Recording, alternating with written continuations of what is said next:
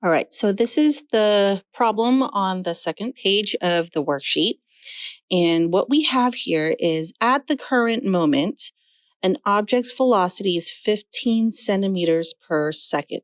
So that is the velocity, okay? And its position is 4 centimeters. What is its position after 5 seconds? And so we also know that this is talking about the current moment. So we are going to look at the current position, which is 4 centimeters. And then the position, we're looking for the position after 5 seconds. So that would be our delta t. All right, so we've got our delta t is equal to 5 seconds. Our velocity is 15 centimeters per second. And our current position is 4 centimeters. Okay, and now what we're looking for is our next x. Okay, and so we're going to take our equation x is equal to x naught plus the quantity of velocity times delta t. Okay, and so Mrs. Freudenberg and I spoke, and she has convinced me that maybe we should go ahead and isolate for the variable first. All right, so what we don't know is this next x. And since we don't know that next x, we are going to get next x by itself. And when we look at our equation, it already is by itself. And so what we'd like to do is just go ahead and fill in the information. So we have our next x is equal to x naught, which is 4 centimeters. And yes, it's very important to make sure that all your numbers have units, plus velocity, which is 15 centimeters per second. Okay, and we're going to multiply that by our delta t, which is 5 seconds. Okay, and we've got 15 times 5 is going to give us 75, right? So this is 75.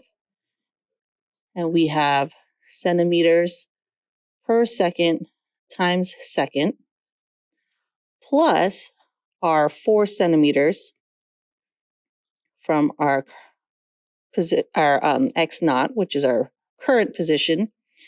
And what we have here is our seconds multiplied to 1 or divide to 1.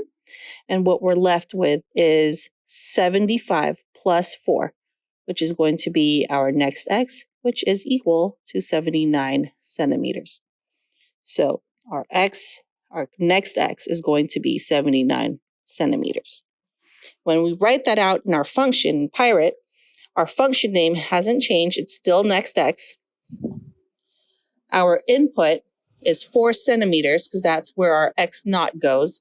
And Pirate can't actually read the centimeters part. So this is the time where it's okay to have no units. Okay, this is probably the only time.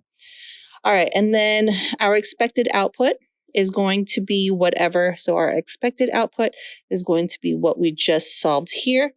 And so that's going to be 79 centimeters.